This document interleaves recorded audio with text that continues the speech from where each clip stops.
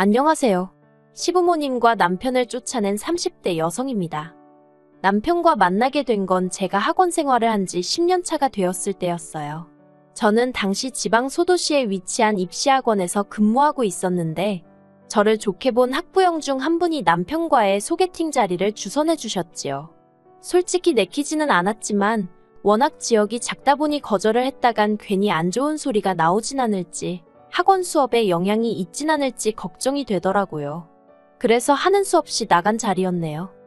그렇게 만나게 된 남편은 직원 4명을 두고 작은 사업체를 운영하는 사람이었습니다. 무슨 사업이냐고 하니까 외국으로부터 기발한 아이디어 상품을 수입해서 온라인으로 판매하는 일이라고 하더라고요. 제가 잘 아는 분야가 아니라서 그런가 보다 하고만 있었습니다. 하지만 뜨뜻미지근했던 제 마음과는 달리 남편은 제가 마음에 들었는지 이것저것 질문 공세를 퍼붓더니 뒤이어 자기 매력이라도 어필하려는 듯 별 시덥지 않은 농담도 하고 제 말 한마디에 과하다 싶을 정도로 호응도 하고 한마디로 애를 쓰더라고요. 그래서 이후로도 몇 번의 만남을 더 갖게 되었고 자연스레 연인 사이로까지 발전한 거예요. 그리고 제가 남편과 연애를 시작했다고 하자 누구보다 기뻐한 건 다름 아닌 저희 친정부모님이셨습니다. 저희 친정부모님은 당시 친정오빠와 함께 미국에 살고 계셨는데 한국에서 혼자 지내던 저를 무척 애틋해하셨거든요. 대기업을 다니시던 친정아버지와 전업주부이시던 어머니가 미국에 가게 된 건 순전히 친정오빠 때문이었습니다. 친정오빠는 저보다 3살이 많은데 고등학교를 마치고 바로 군대에 가더니 전역하자마자 미국에 있는 대학으로 진학을 하더라고요. 그리고 그때만 하더라도 어린 나이에 자기가 세워놓은 계획대로 차근차근 밟아나가는 오빠를 저희 친정부모님도 저도 무척 자랑스러워했어요. 그런데 저희 가족 모두 오빠가 대학교를 졸업하면 한국으로 돌아올 줄 알았는데 난데없이 대학원도 미국에서 가겠다고 하대요. 다행히 경제적으로 그런 오빠의 뜻을 지원해줄 상황이 되었기에 친정부모님도 그런 오빠를 말리시진 않았어요. 하지만 대학원까지 마치고 나니 또다시 한다는 소리가 아예 취직도 미국에서 하고 싶다는 거예요. 그리고 이때는 솔직히 친정부모님이 반대를 하셨습니다. 아무리 그래도 내 나라 내 땅이 최고지. 남의 나라에 언제까지 있으려고 그러냐고요. 하지만 그런 친정부모님의 반대에도 불구하고 오빠는 미국인인 지금의 언니와 연애까지 시작했습니다. 얼마 지나지 않아 결혼 이야기까지 꺼내왔고요. 그쯤 되니까 자식이기는 부모 없다고 친정부모님도 더는 오빠한테 뭐라고 말을 못하시는 눈치였어요. 그리고 그해 겨울 오빠가 결국 결혼을 했고 미국에 자리를 잡게 되었습니다. 오빠 성격이 미주알고주알 소식을 전해오는 편은 아니었지만 이따금씩 보내주는 사진을 보면 누가 봐도 둘이 사이가 좋은 게 보이더라고요. 그래서 친정부모님도 저도 오빠가 잘 지내고 있는 것 같아서 안심을 했지요. 그런데 저희의 그런 생각과는 달리 오빠는 또 무슨 바람이 불어서는 미국에서 사업을 하겠다며 친정부모님께 자금 좀 대달라고 조르더라니까요. 친정오빠가 저한테 도와달라고 한 건 아니었지만 그래도 너무 뻔뻔해 보였어요. 그리고 그 무렵엔 친정아버지도 회사를 나오신 상황이었기 때문에 처음 오빠가 유학 갈 때하고는 상황이 많이 달라져 있기도 했거든요. 그래서 친정부모님이 그럴 만한 능력이 안 된다고 포기하라 하셨답니다. 하지만 얼마 안 가 다시 한번 오빠가 임신한 언니를 앞에 내세우고는 몇 달만 있으면 이제 자기도 한 집안의 가장이라면서 제발 이번 한 번만 더 믿고 도와달라고 친정부모님께 매달리더래요. 그리고 아들이 그렇게까지 나오니 친정부모님 입장에서도 모른 척 하시기가 어려우셨을 거예요. 그래서 결국 친정부모님과 제가 같이 살던 아파트는 제 명의로 돌려주셨고 그 외 재산은 전부 다 현금화해서 미국으로 건너가셨습니다. 저에게도 같이 가자 하셨지만 저는 미국에서 살고 싶은 생각이 없었거든요. 아무튼 이후로 다행히 친정부모님의 자본 덕분에 오빠는 어려움 없이 사업을 시작할 수 있었고 지금까지 안정적으로 사업을 이어오고 있어요. 하지만 부모님 입장에선 저 혼자만 한국에 두고 온 게 오랫동안 마음에 걸렸던 모양입니다. 게다가 제 성격이 원래도 친구들을 만나서 노는 걸 좋아하는 편이 아니거든요. 그렇다 보니 자연스레 직장과 집만 오가는 생활을 하고 있었지요. 그래서인지 친정부모님은 이따금 통화라도 할 때면 제발 누구라도 만나라고 취미생활도 좀 하고 그렇게 살라며 잔소리를 많이 하셨어요. 저는 들은 척만 하기가 일쑤였고요. 그런데 그런 와중에 제가 연애를 시작했으니 친정부모님이 좋아하시는 건 어찌 보면 당연한 일이었네요. 아무튼 그렇게 교제를 시작한 이후로 남편과는 결혼 전까지 1년을 만났고 꽃이 만발하던 봄날 양가 부모님과 지인들 그리고 친구들의 축복 속에서 부부의 연을 맺었습니다. 친정부모님이 이제야 마음을 좀 놓을 수 있겠다며 안도의 한숨을 내쉬셨고 어머님은 그런 저희 친정부모님의 손을 꼭 붙들며 제가 며느리가 아니라 당신 딸이다 생각하고 저를 돌보고 살피겠다 말씀하셨어요. 그리고 솔직히 그때 저는 어머님의 그런 모습을 보고 제가 시부모 복이 있는가 보다고 생각했네요. 그래서 그때만 하더라도 지금과 같은 결과는 생각지도 못했는데 정말이지 사람 일이라는 건 한치 앞을 알 수가 없다더니 그 말이 맞더라고요. 신혼살림은 제가 원래 혼자 살던 아파트에서 시작하게 되었습니다. 원래는 제 아파트는 세를 주고 남편이 가지고 있다는 2억과 제가 모아둔 돈을 합쳐서 시내에 있는 신축 아파트를 사려고 했었거든요. 그런데 남편이 자기가 알아보니까 사업 때문에 아파트를 세금이 어쩌고 하대요. 그리고는 며칠 지나지 않아서 사업에 갑자기 일이 생겼다면서 급하게 그 모아뒀던 2억을 일단 썼다고 그러는데 제가 사업 쪽은 영 아는 바가 없어서 그냥 그런가 보다 했어요. 솔직히 그때 한참 애들 시험 기간이기도 했고 저는 저대로 친정부모님이 안 계신 상태에서 혼자 결혼 준비를 하다 보니 정신이 하나도 없었거든요. 그래서 남편이 하는 말을 고지곳대로 믿은 게 제 잘못이라면 잘못이겠네요. 아무튼 그때는 남편이 하는 말들에 특별히 의심을 한다던가 안 좋은 쪽으로는 아예 생각조차 못했습니다. 어차피 제가 사는 아파트가 있으니 집 문제 자체에 있어서 크게 스트레스를 받는 상황도 아니었고요. 그래서 유야무야 신혼살림을 제 아파트에서 시작하게 된 거예요. 하지만 결혼 생활을 시작한 지 1년여 만에 생각지도 못한 상황을 맞닥뜨렸습니다. 신혼을 즐길 틈도 없이 저는 아이를 가졌고 그렇게 학원을 관뒀거든요. 처음부터 애를 갖게 되면 애가 자기 의사표현을 할 때까지는 제가 직접 키울 생각이었기 때문에 학원을 관두는 데 있어서 아쉬운 건 없었지요. 굳이 따지자면 돈이 조금 아쉽긴 했지만 그동안 벌어놓은 돈이 있었으니 큰 문제는 아니었습니다. 남편도 한 달에 400 정도, 저보다는 적은 월급이었지만 두 사람 생활하는데 부족하진 않을 만큼 벌어오고 있었으니까요. 아무튼 이후로 건강한 딸아이를 출산했어요. 그리고 그때만 하더라도 앞으로 남편과 함께 아이를 키우며 오손도손 즐겁게 지낼 줄로만 알았지. 드라마에나 나올 법한 상황에 제가 처할 줄은 상상도 못했네요. 출산 후 제가 산후조리원에 바로 들어가기도 했고 그래서 친정부모님께는 애가 100일 정도나 되면 한번 나오시라고 했어요. 특히나 친정아버지가 하루빨리 손녀를 안아보고 싶다며 아쉬워하셨지만 어쨌든 혹시 모를 상황에 대비한 딸아이의 건강이 우선이었으니 이해하신다 하셨고요. 그런데 산후조리원에서 나와 남편과 함께 집에 도착하던 날 남편이 현관 앞에 도착해서야 하는 말이 지금 집에 어머님 아버님이 와 계시다는 거예요. 현관문을 여니 눈앞에 펼쳐진 건 정말 가관도 아닌 집안 꼬라지였습니다. 일단 저와 남편이 쓰던 안방은 어느새 어머님 아버님 차지가 되어 있었고 그런 와중에 어머님은 민망한 기색도 없이 자랐다며 저를 반기시는데 한마디로 여기가 내 집이 맞나 싶더라고요.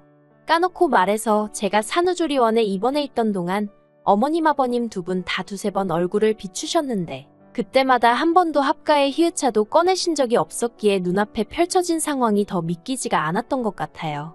한마디로 어머님 아버님과 남편한테 뒤통수를 세게 맞은 기분이었습니다.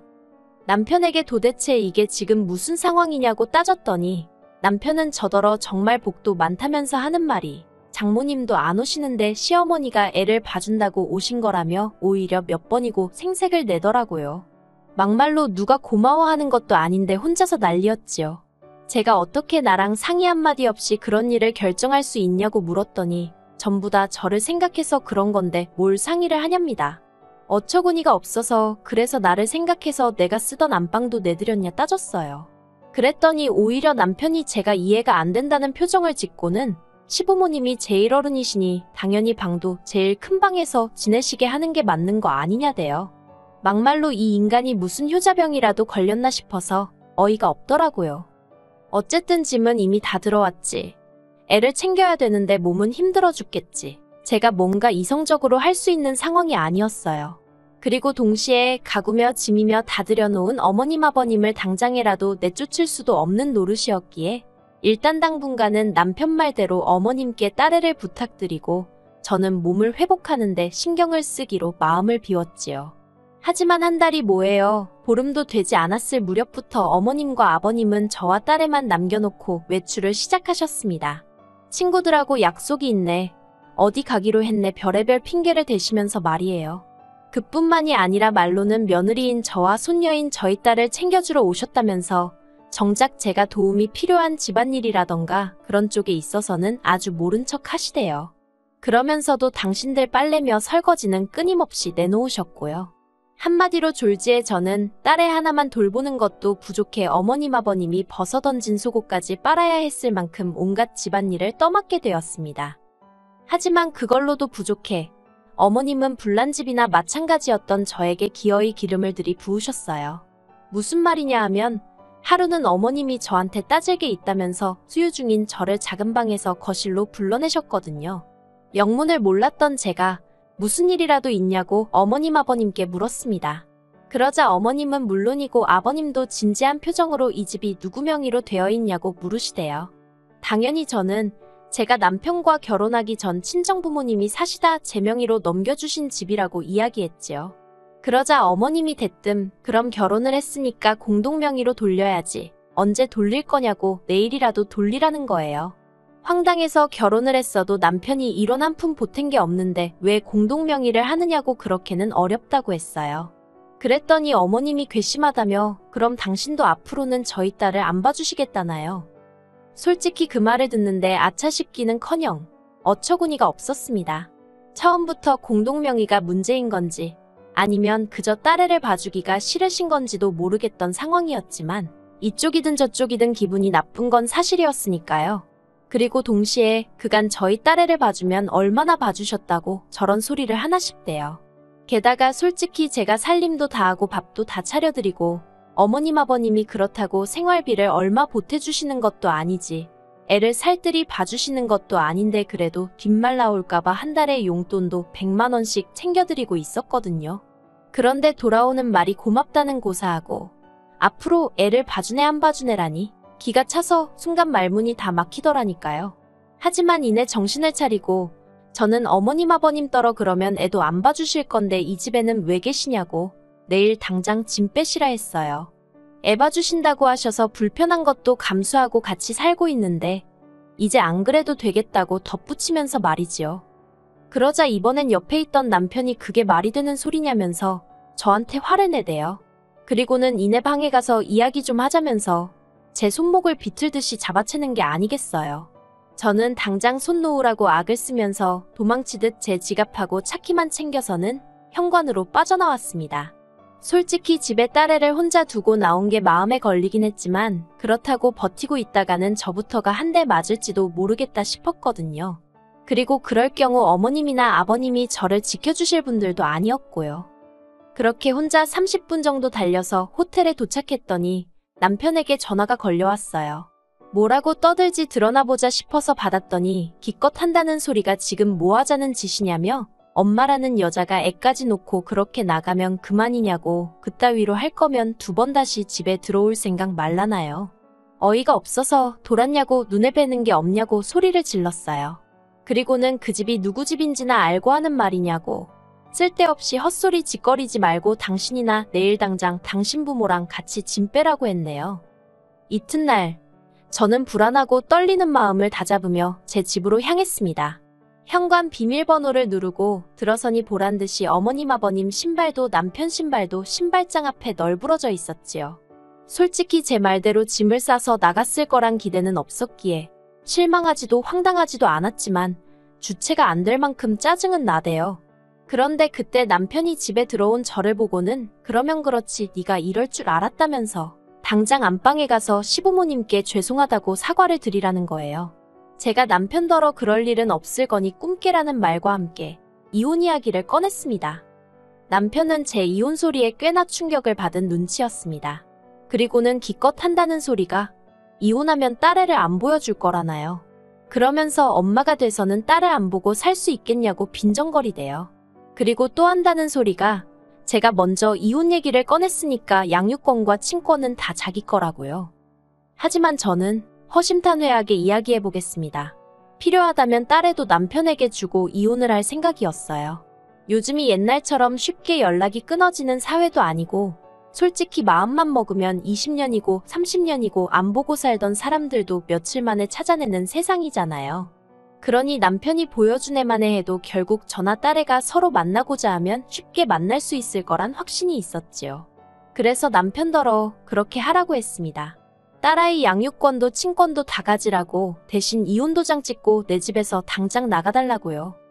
남편은 계속해서 제가 자기 예상과는 다른 자세로 나오니 환장할라 하대요. 애를 볼모로 들이대면 제가 그렇게는 못한다며 자기 바짓가랑이라도 잡고 늘어질 줄 알았나 봐요. 저더러 모성애도 없냐면서 딸애가 불쌍한 애 어쩌네 악을 쓰는데 솔직히 저 눈 하나도 깜짝하지 않았어요. 그랬더니 도저히 안 되겠다 싶었는지 남편이 결국 속내를 털어놓더라고요. 아들 며느리 집에 들어가서 산다고 본가 전세 계약도 연장 안 하고 올라오셨다면서 저더러 한 번만 없던 일로 생각하고 넘어가 달라나요. 하지만 어머님 성격이라면 분명히 얼마 못 가 그놈의 공동명의 이야기를 또 하시고도 남을 분이셨거든요. 그리고 제 집에서 제 딸 키우면서 제가 왜 어머님 아버님 눈치를 봐야 하나요? 저는 남편에게 더는 할 말 없다고 그냥 협의 이혼을 할 건지 소송을 갈 건지 그것만 정하라 했습니다. 어느 쪽이든 상관없지만 소송으로 하면 당신이 오히려 나한테 위자료를 줘야 할지도 모른다는 조언 정도는 해줬고요. 그리고 결론부터 이야기하자면 남편과 저는 협의 이혼을 했어요. 양육비 핑계로 남편과 얽히는 게 싫어서 한 달에 50만 원씩으로 계산해 10년치로 6천 먼저 받았고요. 시부모님은 상황이 어려워지셨습니다. 일단 아버님은 아주버님 내에서 지내게 되셨는데 보아하니 거기도 아주버님하고 형님하고 얘기가 안 된 상황이었나 봐요. 그래서 형님이 이게 다 무슨 일이냐며 저한테 전화를 걸어오고 난리도 아니었어요. 그리고 어머님은 남편하고 둘이 일단 오피스텔에서 지내게 되셨더군요. 이제 손녀 말고 다 큰 아들 케어해주게 되셨으니 기쁘시려나요? 아무것도 모르는 딸아이를 보고 있으면 미안한 마음뿐입니다. 그래서 지금 미국에 있는 친정 식구들과 여러 가지로 고민 중인데 일단은 머리도 식힐 겸 여행을 다녀오려고요. 솔직히 가서 부모님이나 오빠네 부부 사는 것도 보고 그 집 애들도 보고 괜찮겠다 싶으면 아예 미국에서 새로운 시작을 해볼까 그런 생각도 하고 있습니다. 어디서든 마음 굳게 먹고 열심히 살면 또 좋은 날이 올 거라고 믿어요.